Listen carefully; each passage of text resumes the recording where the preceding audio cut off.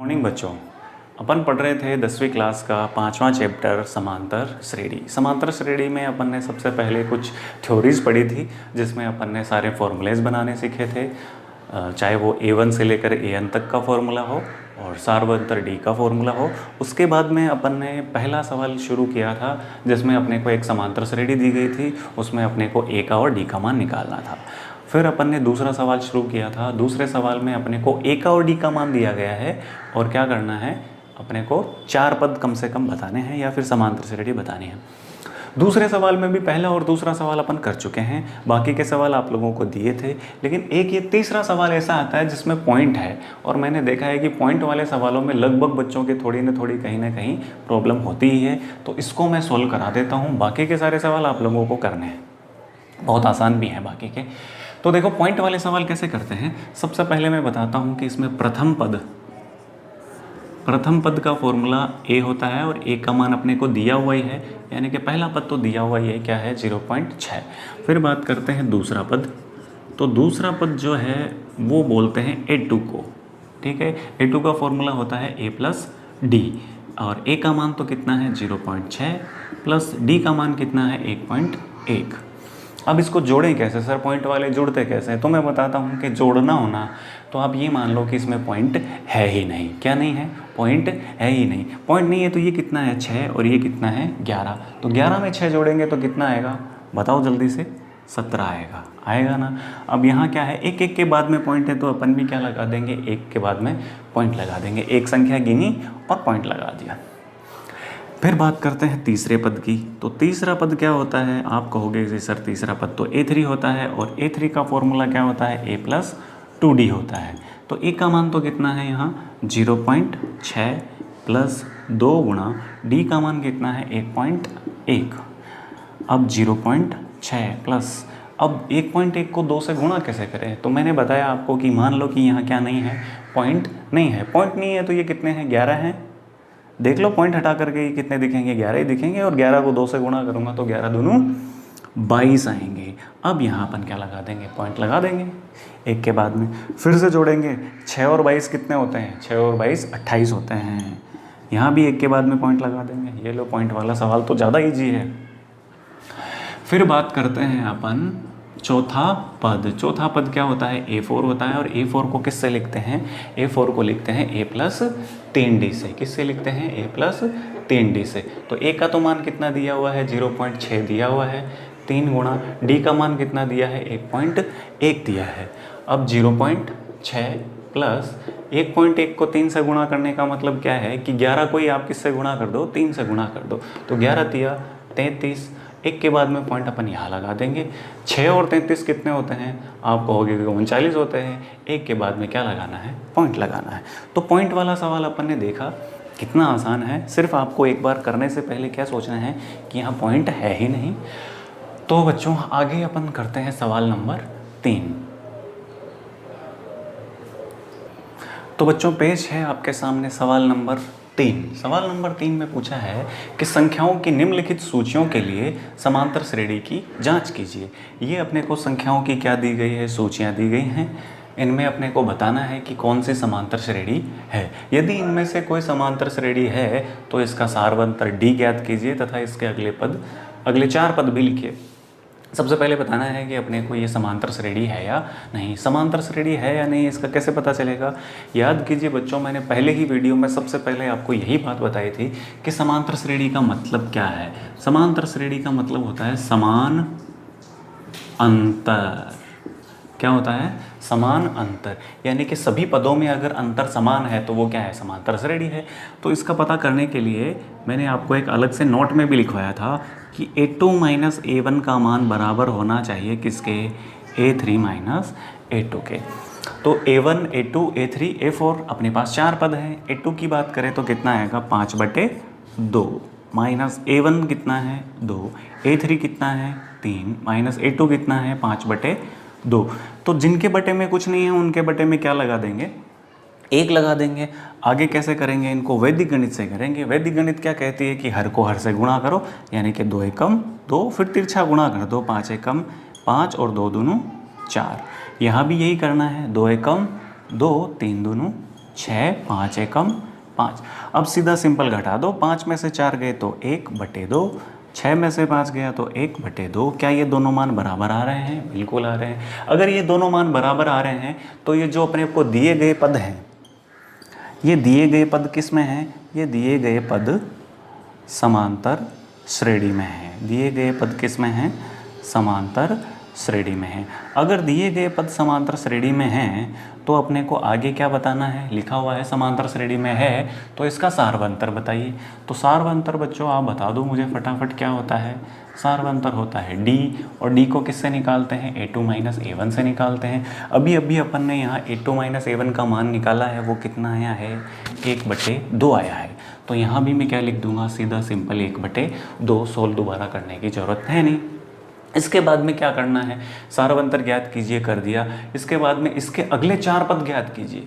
ध्यान देना क्या लिखा हुआ है? अगले 4 पद, यानी कि पहला, दूसरा, तीसरा और चौथा तो अपने को दिया है। इसके आगे के 4 पद यानी कि 5वां, 6ठा, 7वां और 8वां पद निकालना है। तो मैं यहाँ निकालने जा रहा हूँ 5वां पद। 5वां पद क्या होता है? 5वां पद A5 होता है, जिसका फॉर्मूला होता है A + 4D। यही होता है।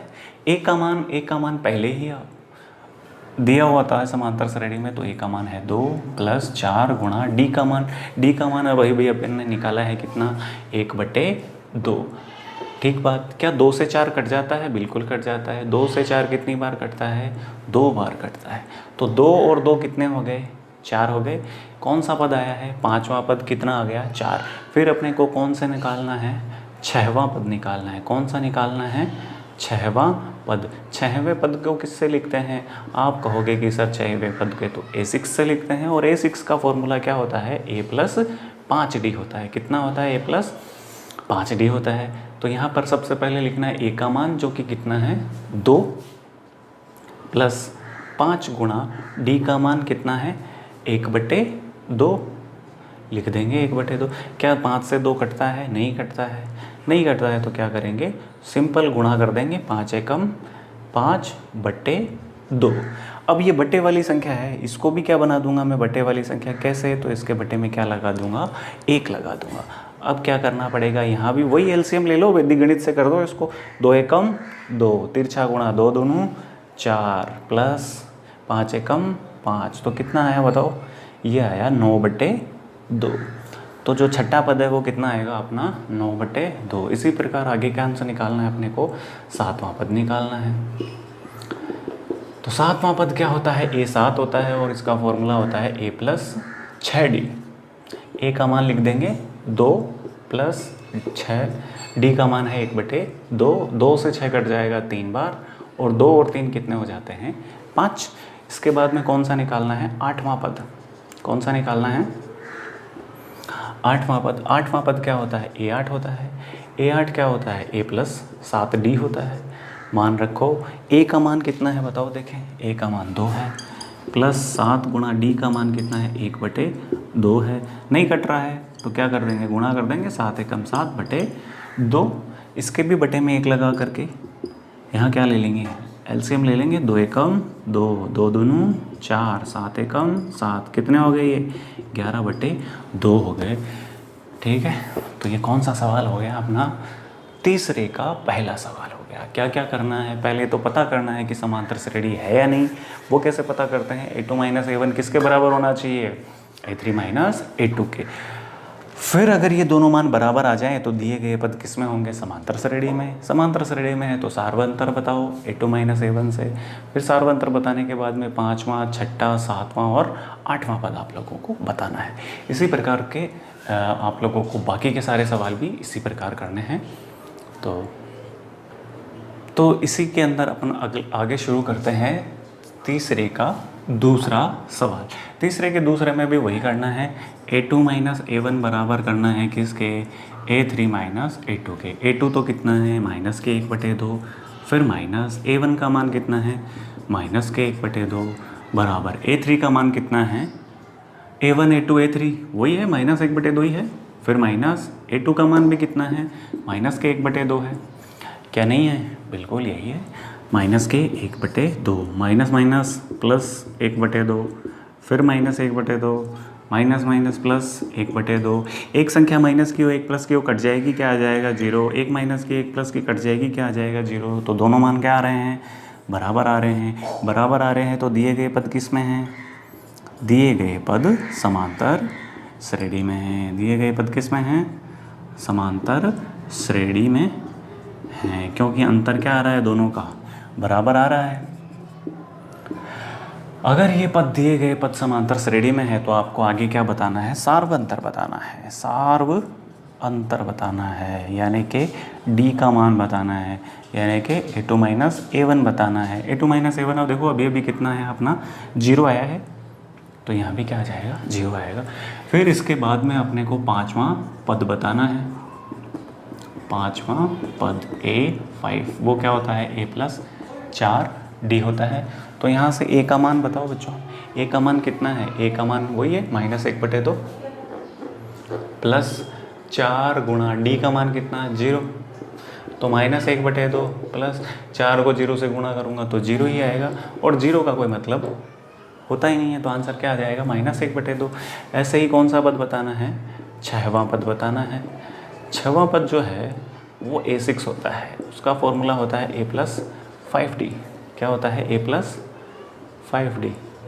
a का मान -1/2 प्लस 5 गुणा d का मान 0, फिर 5 को 0 से गुणा करेंगे तो ये 0 हो जाएगा, वापस कितना आ जाएगा -1/2 ही आ जाएगा। इसी प्रकार सातवां पद भी क्या आएगा -1/2, आठवां पद भी क्या आएगा -1/2। कर लोगे ये आप तो।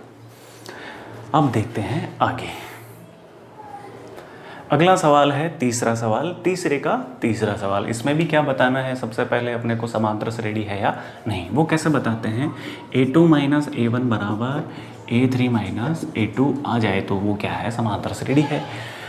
a2 का मान तो कितना है a² है, माइनस a1 का मान a है बराबर a3 का मान a³ है, माइनस a2 का मान a² है।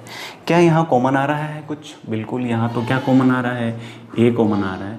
a² में से a कॉमन लेने पर a बचेगा, a में से a ही कॉमन ले लेंगे तो क्या बचेगा, 1 बचेगा। जब पूरा का पूरा पूरी की पूरी संख्या कॉमन आ जाती है तो क्या आता है, 1 आता है। इन दोनों में बड़ी से बड़ी संख्या क्या कॉमन आ रही है, तो बड़ी से बड़ी संख्या a² कॉमन आ रही है, तो यहाँ a³ में से a² लेने पर a बचेगा, a² में से a² ही कॉमन ले लिया तो क्या बचेगा, 1 बचेगा। क्या मैं एक a से एक a काट सकता हूँ, बिल्कुल काट सकता हूँ। a-1 से a-1 काट सकता हूँ, बिल्कुल काट सकता हूँ। तो यहाँ क्या बचेगा, जब सब कुछ कट जाता है तो 1 बचता है, और यहाँ क्या बच गया, a बच गया। तो क्या 1 का मान a के बराबर होता है। a का मान बच्चों कुछ भी हो सकता है, 0, -1, -3, 1/2, -3/5, 5, 6, 7, कुछ भी हो सकता है ना।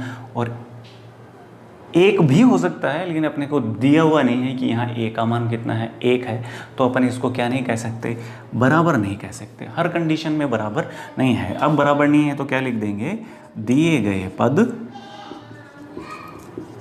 समांतर श्रेणी में नहीं है। दिए गए पद किस में नहीं है, समांतर श्रेणी में नहीं है। अगर ये समांतर श्रेणी ही नहीं है तो इसमें सार्व अंतर नहीं निकालना है, सार्व अंतर भी नहीं निकालना और आगे के पद भी नहीं बताने हैं, क्योंकि सवाल क्या था कि अगर समांतर श्रेणी है तो सार्व अंतर बताओ और आगे के 4 पद बताओ। ठीक है बच्चों, बाकी के सारे सवाल आप लोगों को करने हैं।